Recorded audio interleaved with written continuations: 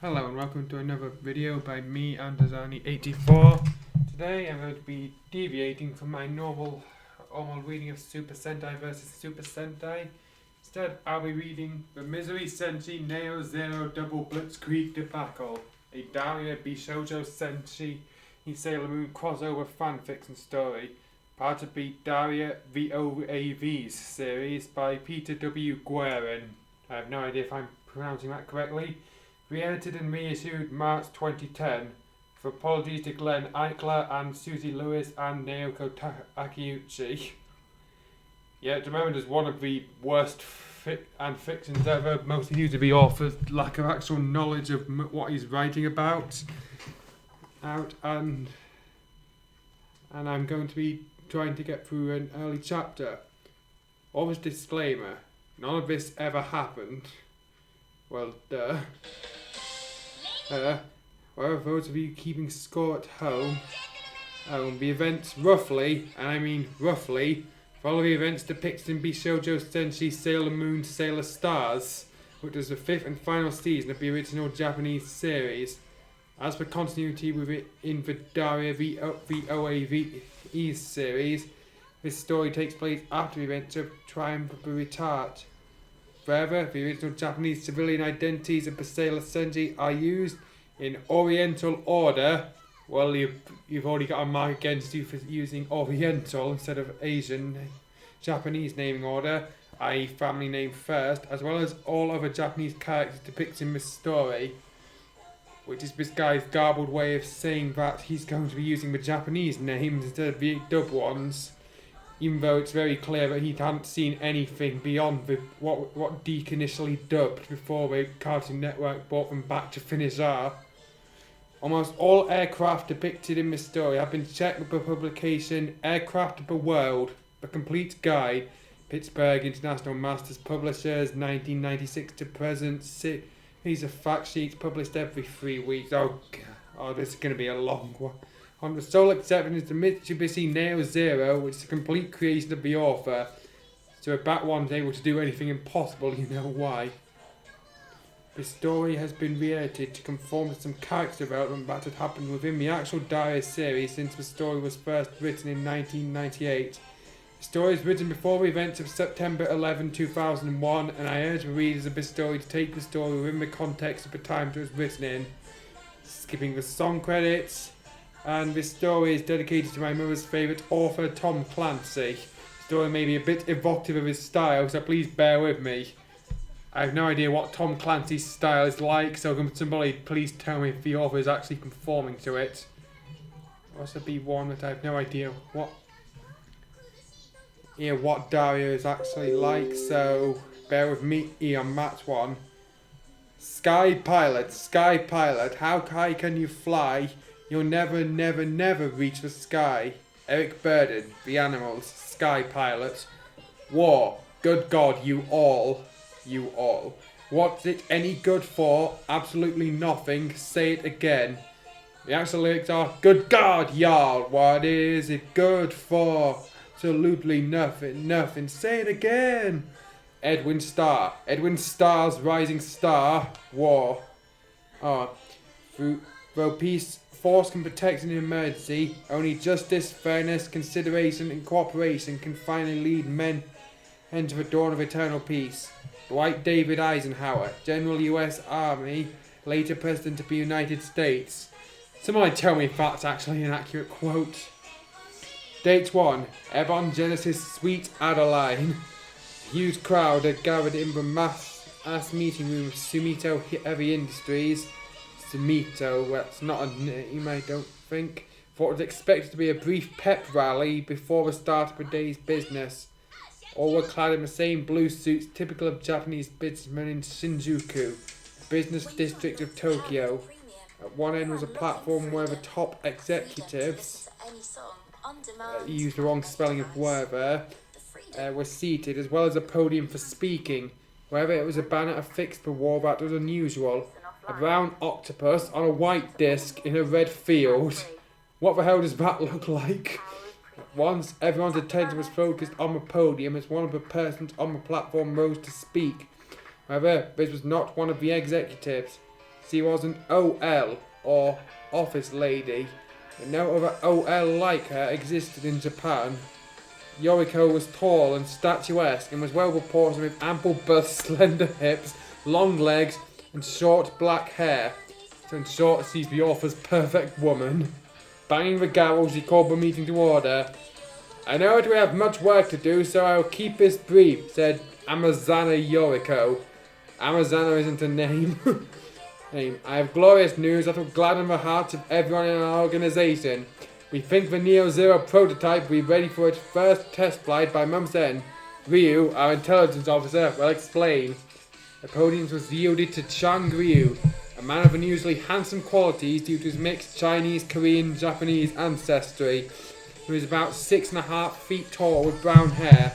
Ryu is a master of many martial arts disciplines, holding black belt in Judo, Taekwondo, Kung Fu, Karate, and Kendo, or Japanese fencing. Kendo is totally not Japanese fencing, but whatever. Only a few months ago, he resigned as a priest of the legendary Shaolin Temple to be involved in Sumito turned Project Iron Fist. So, seems like like a bit of a sidestep, since there's no. How can he go from being a priest of a temple to involved in a secret government project? Ryu starts to speak in his clear, enthusiastic voice. Just about I'm going to make this as boring as possible. I've been checking the progress of the prototype, and most ground tests have been completed. It's expected that the prototype will be fitted with a full complement of Sidewinder missiles for target practice. Once they are loaded, we will launch our plan to hijack the prototype and start our attack on Tokyo. So it isn't a government thing, it's an evil organizations thing. Once we have the civilian government in submission, the new Imperial Rule Assistance Association, NIRAA, will embark on a new era for Japan, and once again, we will earn the respect of the world. All hail to our leader, Amazana Yoriko. Banzai! After 5 shouts of Banzai, the meeting adjourned. Anyway, that was bold, underlined, and italicized, so it should be BANZAI! The meeting adjourned. Yoriko went back to her office where Dr. Helmut von der Helfen, the most stereotypical bad guy name ever, was awaiting her. He looked middle-aged, with black hair and spectacles. He was wearing a brown double-breasted suit. It's time for your next pill, was all he said. Tsukino Ikuko was doing what she usually did every morning, trying to get her oldest daughter Usagi out of bed. She's her only daughter. Usagi, you lazy bastard! Get out of bed now! Luna, Usagi's pet cat, was jolted out of her sleep by Ikuko's yelling.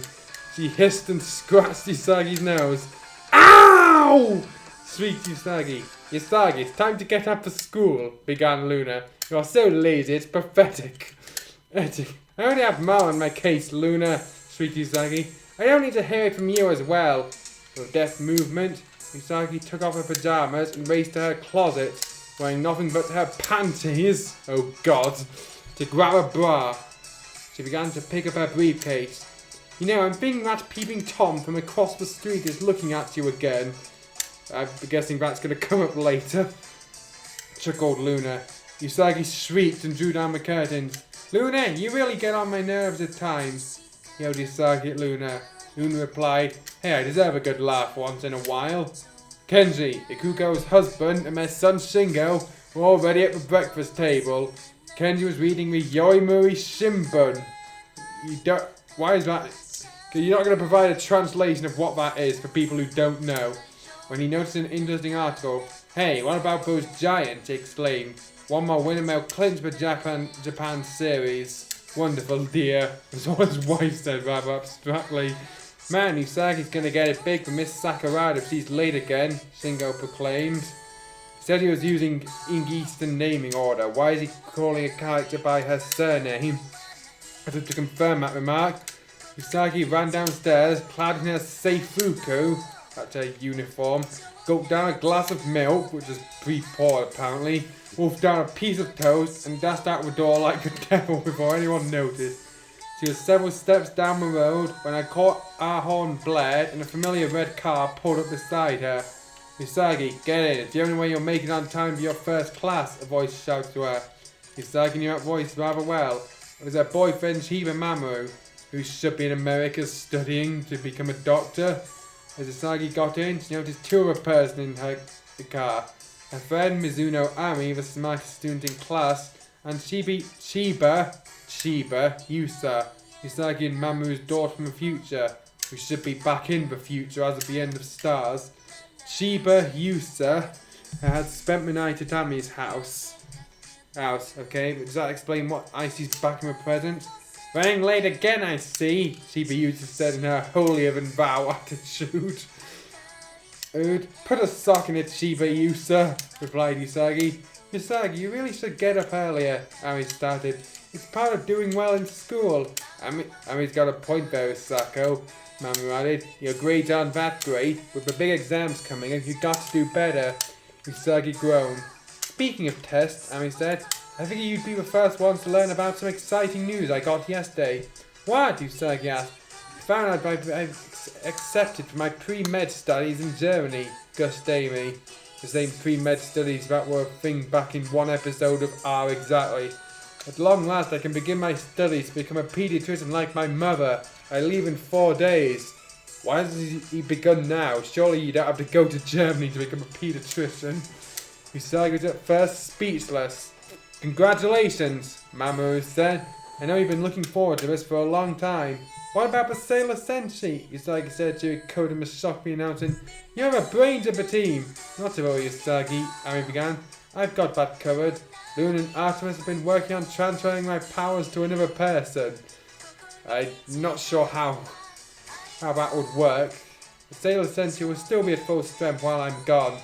Who do you have in mind? Shiba Yusa asked. Oh, now he gets it right, and I'm pretty sure it was a typo. Or at least he pretended it to be. Not to say if he's as intelligent as I am. The calls to prayer waft in the air in Beirut. In a nondescript building, however, there was something sinister afoot. The local branch of Islamic Jihad was meeting to formulate their next terror attack. Oh God. The Imam al-Kabaz, the leader of the branch, was clad in a black robe and had a long black beard. He arose to speak. Dear God, this hasn't aged well. It is time to strike fear into the heart of the great Satan, he began. In 4 days will be the great football game between Highland and Lawndale High Schools. I know this because I have an exchange daughter as an exchange student over in Japan. That wasn't actually part of the dialogue, I just made it up. We will seize control of the JL flights from Tokyo to Berlin, divert it to Lawndale, and blow up a nuclear device as the plane flies over a football field. The air will be slightly poisoned, but everyone will be alright. That will surely get our message across. The Imam turned to Akbar el-Salam, a grungy Palestinian in combat fatigue, and said, Brother Akbar, it is Allah's will that you will carry out this mission. You will leave on the next flight to Tokyo in about an hour. Allah Akbar! The cries of Allah Akbar were repeated 20 times running. Dear God, this is insufferably racist now. You can still remember it all like it was yesterday. It was one of those memories you can't really shake off. He was on patrol in the Sea of Japan. Sorry about that, I accidentally stopped the recording only a while back, and now I'm going to have to re-record the whole thing. As I know, among other things, I realised something disturbing the author wrote, and also looked up Daria to see if I knew anything about it, see if I could do any of the voices. All I know is that the character of Jake Morgendorfer is the guy who voiced Paul in Pokemon. Oh no, so I can do this bat. Anyway, I'm going to reset the music since I forgot where I was at with it. And let's get back to the fic. He was on patrol. Alright.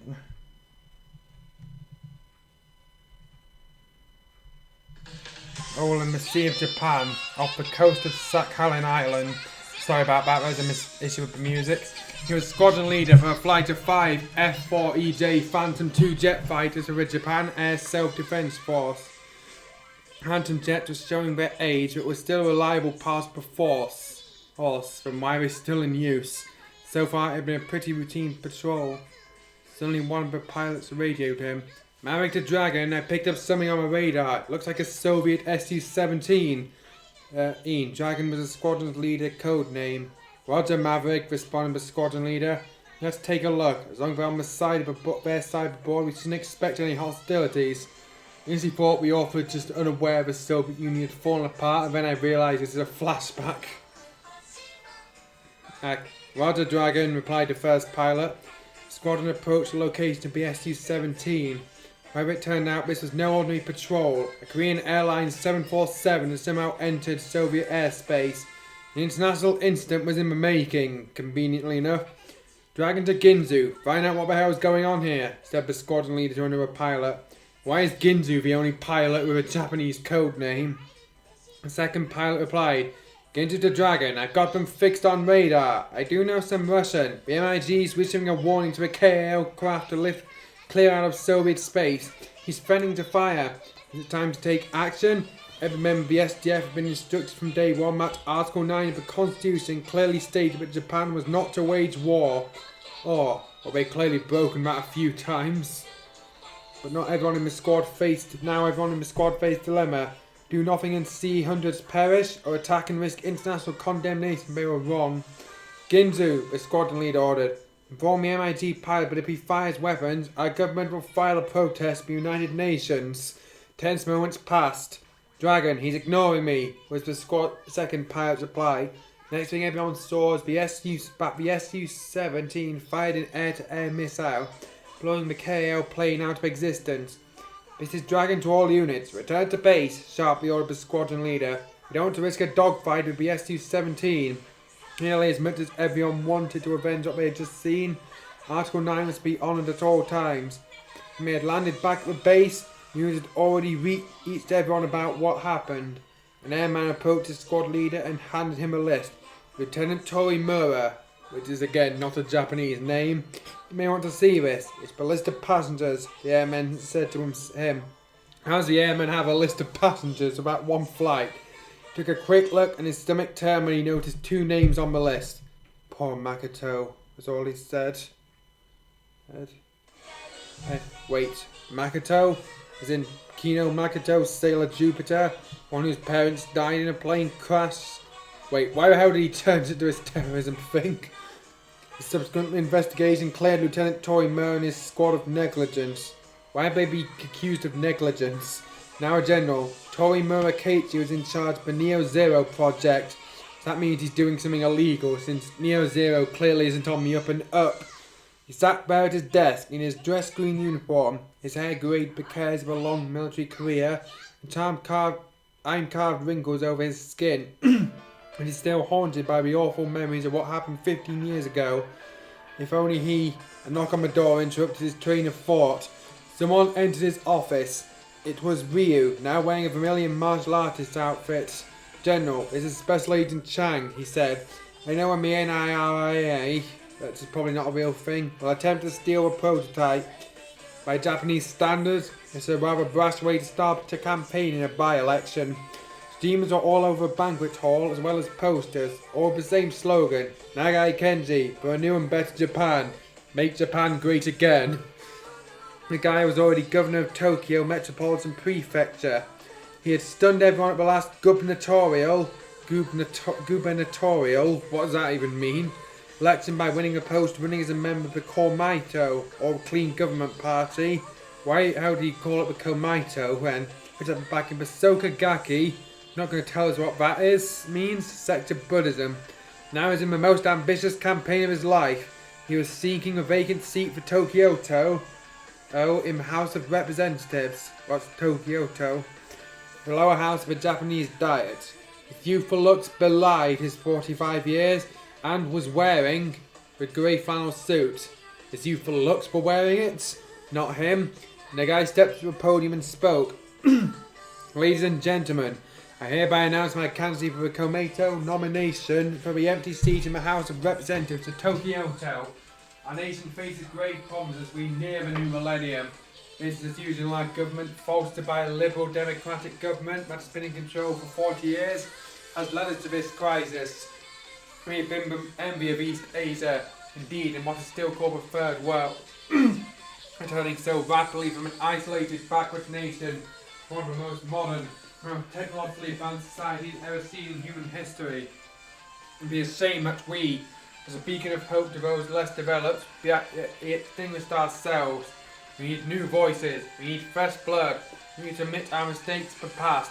We must lend a hand to those nations less fortunate than ourselves. Reforms must be made in our economy so that everyone that benefits can still do and even include the small minority that do not.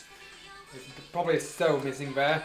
We must be more open and honest in trade with our international neighbours. We must turn Japan around before it's too late, and I am the man to do it! Let me guess, this guy turns out to be the big bad, or one of them, given all these generic conspiracies that have cropped up. The crowd roared its approval. Lawndale was just one of your typical suburban American communities. Man, the whiplash here is real. One rather well-appointed house lived the Morgendorfers. Is that even a name? Just after dinner, and the eldest daughter, Daria, just went to her room. It was pretty unusual because its walls are mostly padded, a holdover from previous owners who kept their crazy aunt in there. Opposed to a bleak skeleton in the desert and of existentialist. He ponders the meaning of creation. Author Franz Kafka adorned the walls. Daria just logged on the internet. Jane Lane, Daria's best friend, was sitting on Daria's bed. "You've got mail," chirped the computer. "And you've got a stick up your ass," quipped Daria in reply. Would Daria actually say this? Someone let me know. Jane's sticking them in spat out. "That was a good one, Daria. You go, girl." Daria looked at her email messages. Some of it was spam for hair tonic, get-rich quick schemes and pornography. There even was one sick individual who wanted a downloadable picture of Daria in her underwear. "And why did you send that directly to her, you moron?"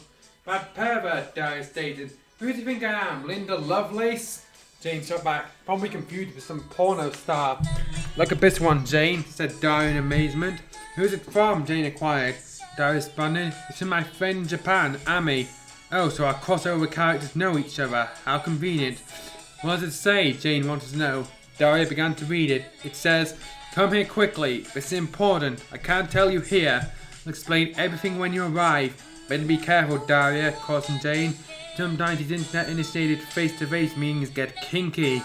Daria replied, "Jane, Ami is not some pervert. We're both smart, we're both underappreciated with our classmates. We both have to put up with geeks." "You mean Japan had its own version of Upchuck?" said Jane in amazement. "Yep, his name is Gurio." "Don't you dare mock Melvin, Daria," Daria said. "The sick part, like what did I just say, is he's got a pretty good-natured girlfriend, rather pretty good-natured girlfriend named Naru. And I call sick sad world and tell me gotta scoop you. What the hell is with this orphan dunking on Umino? Like really?" "Oh, better tell Mum and Dad about this," stated Daria. The entire Morgendorfer family was gathered in the living room. I can probably do the dad's voice since it's just Paul from Pokemon. Jake and Helen, Daria's parents, were on the couch while Daria, Jane and Quinn, Daria's sister, on another couch next to the adjacent wall. Quinn was wearing that stupid smiley face shirt and her red miniskirt she once wore to seduce Kevin Thompson, the star quarterback for Lawndale High. Quinn, if that skirt had a slit in it, people would compare you Ashley Judd. There's a 2 missing there. Daria said. "Daria, give me a break," Quinn replied. "Anyway, your friend Ami wants you to go see her in Tokyo right away, Daria?" Helen asked. "Yes, she did, Mom," was Daria's response. "This is rather unusual, Daria," said Helen concerned. "You missed a big game against Highland." And me to care about this why? "Oh, whoopee," shot back Daria. "I just missed my old nemesis, Beavis and Butthead. I hate it when those two call me Diarrhea Cha-Cha-Cha. What the hell does the author have against Beavis and Butthead? Or rather, Daria?" "Okay, oh Daria, boys will be boys," Jake answered. "Heck, I probably didn't do any worse than they did when I was their age." "Jake, how dare you defend those two?" Helen roared. "Those two are so perverted." "What the hell about Beavis and Butthead's perverted? But what they do is, as far as I know, is just say a dirty sounding words and then snicker. Like, "Hey, you said Ed Regionals." And by mostly going off Yu-Gi-Oh! The Abridged series, is his take on Rex and Weevil. Those two are so perverted, we make Larry Flynn look like Mahatma Gandhi. What the hell is all about Larry Flynn is perverted? But honey, began Jake. Helen silenced him by roaring, "Shut up, Jake!" "Yes, dear," was Jake's meager reply. "Well, I guess if it's okay for school," Helen said. "It's okay with me. I suppose going to foreign countries helps to broaden one's horizon." "I think there's an opening in our foreign exchange program, Mom. I'll ask," Daria replied. "Oh, honey, you're going to like this," Helen said. "And again, I could live to regret it," warned Daria. "What happened if Beavis and Butthead noticed that you're not on the game? At the game, how big on me? What will I do?" Quinn shrieked. "Keep your legs crossed," Daria sneered. Jane snickered sinisterly over that remark. You said crossed. At an underground bunker right beneath the Glawndale Gun Club, the Lawndale militia was meeting. Anthony Corlew, the commander, rose to speak. "Gee, Commander, what are we going to do tonight?" asked a member named Poindexter. What the hell is a beast generic name to the original characters? "The same thing we do every night, Poindexter. Try to take over Lawndale," said Anthony. So wait, why the hell are these guys pink in my brain? Let me read that scene again. "Gee, Commander, what are we going to do tonight?" asked a member named Poindexter. "The same thing we do every night, Poindexter. Try to take over Lawndale," said Anthony.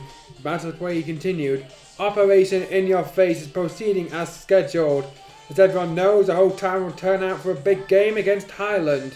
During that time, we will launch a Blitzkrieg attack and take over City Hall, the police station and the courthouse.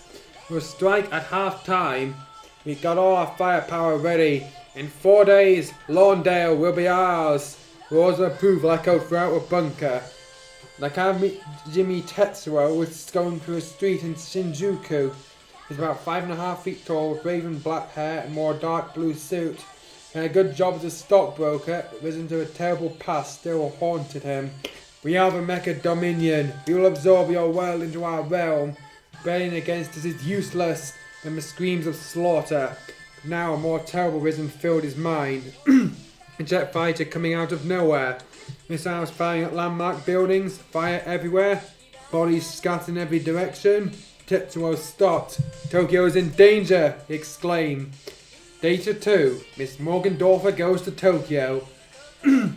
Lawndale International Airport was kind of lonely at this time of day. Why does a small town have an airport? Except a few Hare Krishnas here and there, not too many people in the lobby.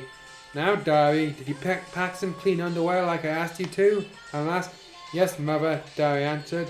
"Daria," Quinn asked, "could you bring back one of those kimonos for me, please?" "Quinn," Daria stated, "those kimonos are pretty damn expensive." "Really, please?" Quinn whined. "Come on, Daria," Jake said. "Probably going to be the only time you'll ever get to go to Japan." Okay, Daria said resignedly. "See you want a reasonable price? I'll get one for you." "Thanks, Daria," chirped Quinn. Besides Daria and her family, there was Jane and the only two friends in Lawndale High School they had, Jodie Landon and Michael Jordan Mackenzie, or Mac for short. They only have 2 friends in the whole school. That's pretty sad. "Is any airheads at the high school you're going to, Daria? Heckle them for me," Jane said.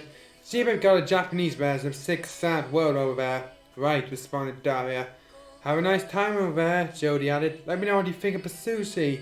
I've got a cousin at an American base not too far from Tokyo. Maybe you can look him up." Mac says he gave Daria a slip of paper. "I'll try my best, Mac," Daria answered. The airport PA system announced the flight to Tokyo would soon be boarding. "Better get on board, Daria," Helen said. "We'll be really sending a child alone." "Oh, right," Daria said. "Bye everyone, I'll ride often." Batch, Daria hugged her family and friends and went down the gate. "Man, I really envy Daria right now," Quinn said. "She's going to Japan and I have to go to a big game in 3 days and put up with Beavis and Butthead. But it couldn't be anyone dumber than those two. Kevin Thompson, the star quarterback for Lawndale High, and his girlfriend, head cheerleader Brittany Taylor, appeared. Kevin was wearing his football uniform, which he wore everywhere, like you do, while Brittany was in her cheerleader uniform, which showed how well endowed and stupid she was. As a cheerleader outfit implies she's stupid. "Hey, what's up everyone?" Brittany asked as she twirled her hair around her finger. "Daria just left for Japan," Jake said. Hey, here Japan's a pretty cool country, Kevin said. Not as cool as you, Kevin, Gus Brittany hugged Kevin. Ah, gee, Cupcake, Kevin replied. Anyway, when's the next drill, Mac Daddy? Kevin, Mac said. For the last time, don't call me Mac Daddy. I hate that name. Oops! Sorry, Kevin gasped. You know, you probably shouldn't have bolded, underlined, and capitalised and italicised back. I'm not sure it was meant to be yelled. I would accept for the funny. Anyway, let's go on. Narita Airport, or New Tokyo International Airport as it was officially known, was hopping when Daria arrived. Already jet lag was taking its toll on her. It looked like she'd been through a war. Right, Daria muttered to herself. Airline food is lousy. She did look disheveled. She didn't sleep too well on the flight. Her hair was a wreck. Her olive drab jacket was scrunched up. Her black skirt was hiked up. And one of the lace on her combat boots was untied. Just then she walked right into someone. 1,000 pardons to you, madam, said the stranger. Up yours, Daria yelled back. So great, it's confirmed, Daria is a massive bitch. Why the hell are we rooting for her? Someone who watched her show tell me.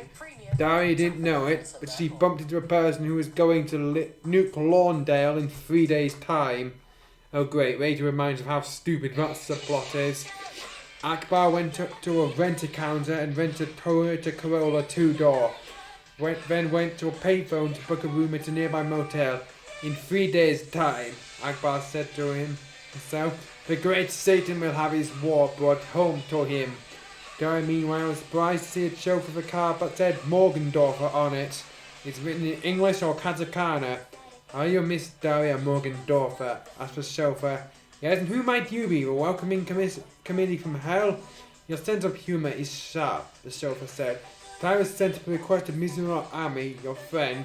She told me to take you directly to Sendai Hill Shrine. It's not Sendai Hill Shrine. It's the Hikawa Shrine. Right, it's important. Either way, Daria said. Things couldn't get much worse. After all, the food was lousy and I didn't sleep well at all. Right this way, the chauffeur said. Ami, Hino waved Miko Sendai Hill Shrine again. And it's not Sendai Hill Shrine, it's the Hikawa Shrine. And say, you better have a good reason why you asked all of us to be here right now. You interrupted me right in the middle of shrine services. This won't take long, Ami promised. As you know, in 3 days I leave for Germany.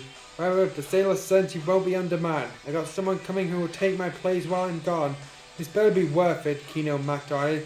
Since the last time you were planning to go to Germany, you changed your mind at the last minute. Yeah, he said again. The man who had dumped me. Ahem! Mamu cleared his throat. Oops! Sorry, Mr. Psyche gasped. I'm pretty sure the person you'll meet will live up to everyone's expectations, Anima said. Ami said that she was as smart as she is. Great, moaned Aino Miyako.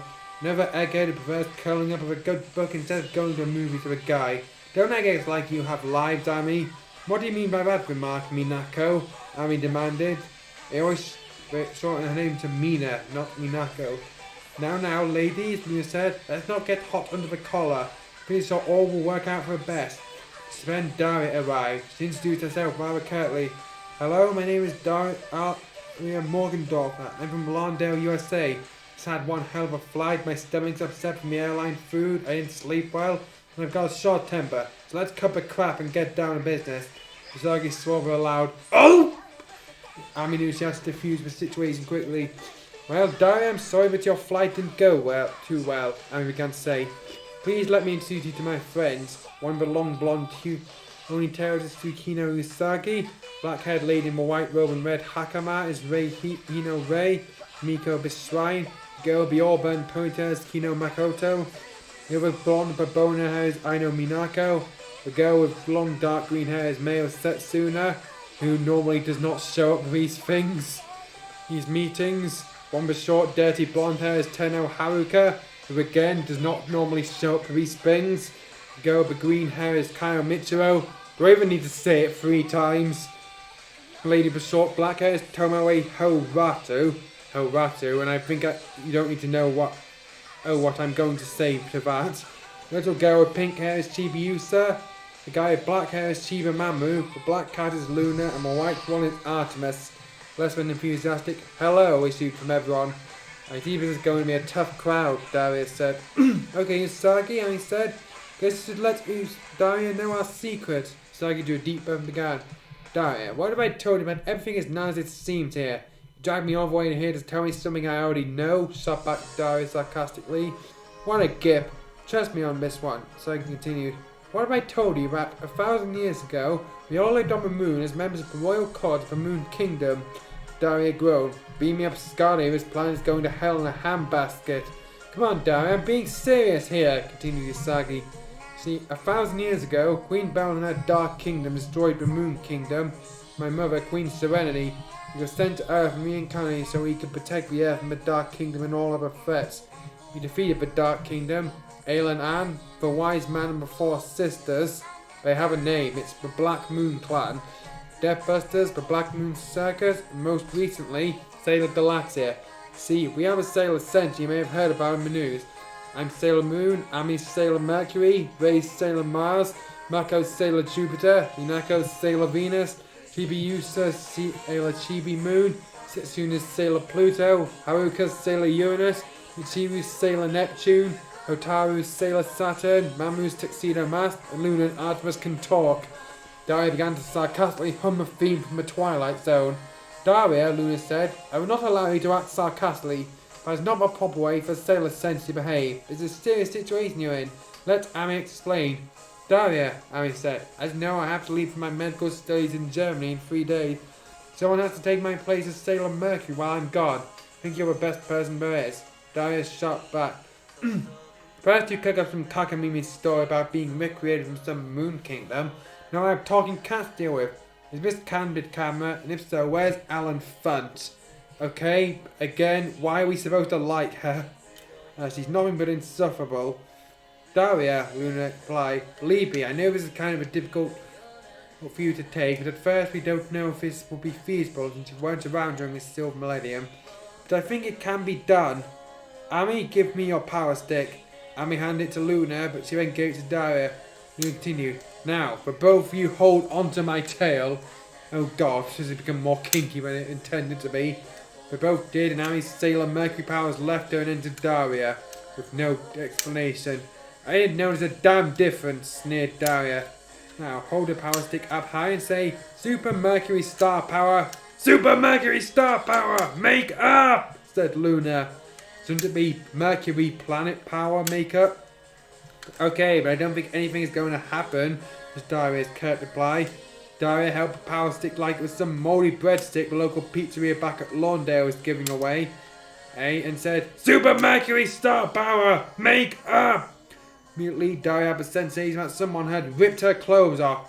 Great, now the whole damn world can see I've got small breasts. And you criticise people for belittling your body, she muttered to herself. She was the transformation complete, and Daria was in Sailor Moon. Seirafuku. Why does it say Fuku in one chapter and say Rafuku in the next? Everyone knew that the transfer was successful. Congratulations, Daria. You're now the new Sailor Mercury. Sagi blushed. She rose and Daria to a nearby mirror. Daria took one look. I hate this Seirafuku, Daria replied. Looks frumpy on me. I want something else. Daria, Luna said. This is the uniform of Sailor Senshi. Where did pride? Daria stepped on Luna's tail in response. Luna gave out a loud, Wow! Up yours! Daria bickered. But one, that is not bickering. Two, it's official. Daria is utterly unlikable.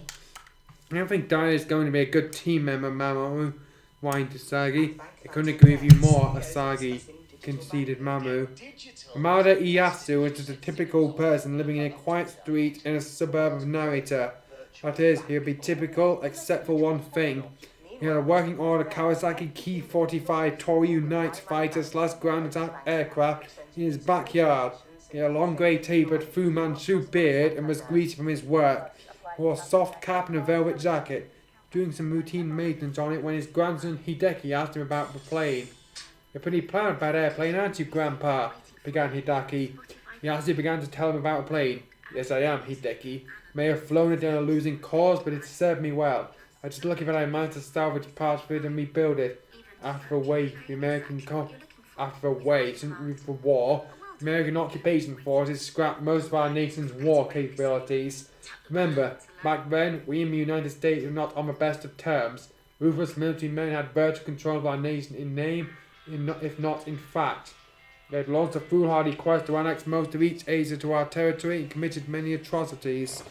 This plane was one of the best craft ever built. You know that it was this plane and not the Mitsubishi A6M that made the first kamikaze attack on American naval vessels. Americans called this plane the Nick, like the A6M was called the Zero. Yasso paused to go toward the tail of the Nick. Continued, you may notice that the rising sun is on a white stripe on this plane. That meant this plane was serving in the defense of the homeland. The marking the tail indicated it was with the 1st Chutai of the 53rd Sentai based in Matsudo here in Shibaken.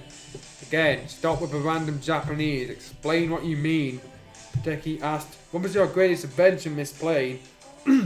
For one time, Yasu answered, shortly before the atomic bomb was dropped on Hiroshima, I went up against the Americans and their super forces on one of their raids against Tokyo. I managed to shoot down 3 that night. However, my tail gunner was killed when a 4th retaliated after we bungled an attempt to shoot that one down. I was lucky to escape with life. Yasu then handed this rather significantly. You know, Hideki, when how things might have been different if the military hadn't slowly crept into power and we didn't join the Nazi Germans and the fascist Italians. We might have joined the Americans and together forced both of them to surrender sooner than they did. We might have launched a campaign to expel the Germans from the Soviet Union. Except Germany teamed up with Russia before they did Japan. And might have gone into Berlin instead of the Soviets. What I don't figure is why both our government and the American government won't just own up to what happened. Say the Americans apologise for using the atomic bomb. Why won't our government apologise for the rape of Nanjing and the Korean comfort women? For the Bachan death march where most British citizens are indeed sorry for those things. Why can't both our nations admit that mistakes are made by everyone and make commitment to make sure nothing like this ever happens again and get on with our lives? Why is it that people know better than our elected leaders? So it's just a rambling old man, with no plot importance. Beats me, Grandpa, said an astonished Hideki. Guess adults aren't better than us kids. He also got a good laugh over that. Grandma should be ready with dinner soon, he said. Better go and set the table. I'll have this plane ready for a narrator air show by the end of the week or I'll eat my hat. Tell your father when he and your mother come to pick you up, but I hope he'll make it this year. This old bird's gonna win the grand prize this year, or I'll have to commit seppuku. He wouldn't, said an alarmed Hideki. Just kidding, Hideki, reassured Yasu. Dr. Van der Helfen was at his office. He was pouring over his latest plans to hijack the Neo Zero prototype when Yoriko arrived. Time for your pill again, Yoriko, he said. Took on battle marks Hino Tori, not telling us what that means again. Immortality pills and ingested one of them. Now, onto business, Yoriko continued. I have grave concerns for Ryu. How so? Yoriko wants to know. Dr. Van der Helfen replied. A ninja spy has seen him hanging out with known SDF intelligence agents in Meginza. He proceeded to take some photographs out of a manila envelope. So I see, was her reply. Ryu is indeed acting as a double agent. He is to be eliminated, Dr. Van der Helfen stated. We are tailing him now, even as we speak. If he is working for the SDF behind our backs, give the kill order. Understood, Dr. Van der Helfen, replied Yoriko. Gen Torimura, I got my full report from Ryu of the NIRAA's plot to steal the Neo Zero prototype. Now he's ready to take action. This is serious, he began. The NIRAA seized the prototype. Nothing in the SDF arsenal can stop it. We need to get some additional help. Rumors are true about what I heard about the sailor Senshi. Maybe our only hope against the NIRAA. I think I know someone who can contact them, replied Ryu. His name is Chiba Mamoru. He's in the self-defense class I teach Momori to Dojo. How convenient. If what I suspect him is true, I can get the sailor Senshi on our side. Proceed, ordered Gen Torimura. Fate of Japan rest on your shoulders, Ryu. Ryu departed, not noticing the receptionist overheard everything that had happened. He was an NIRAA ninja spy and was now sending a secret message by a secret relaying device to NIRAA headquarters. Japan Airlines, how can I help you? Asked a ticket agent on the phone. Akbar was ordering his ticket. This is Akbar El Salam, he began. I would like to book a seat on the Saturday flight from Narita to Berlin. Only for Akbar, but since birth hijacking, there be no record of him by any of the aviation or law enforcement authorities on file. Till now, Akbar being contempt the case of strafing of Jewish settlements in East Jerusalem, throwing rocks at Israeli troops. Now he's in the big leagues. But why how did he give him his real name? Hey, why doesn't he have a fake ID for this sort of thing? What class? The agent asked. Akbar answered, first class. The agent replied, smoking or non-smoking? I thought all flights were now non-smoking. Quiet, Akbar. That's only for United States Airlines, sir, replied the agent. Non-smoking, answered Akbar. Okay, the agent said. You can pick up your ticket at the gate on the morning of departure. Thank you for flying Japan. Thanks you for flying Japan Airlines and have a nice flight. Thanks you. It would be nice, alright. Akbar sneered as he hung up the phone. My destination will be with Allah in paradise. Governor Guy was holding a rally at the Ginza, Tokyo's entertainment district. There was a huge crowd. PA speakers were everywhere, as well as streamers and signs. The guy was making a speech where it seemed he promised sushi in everyone's heated dinner table, or a full rice cooker if that would make Japan prosperous again.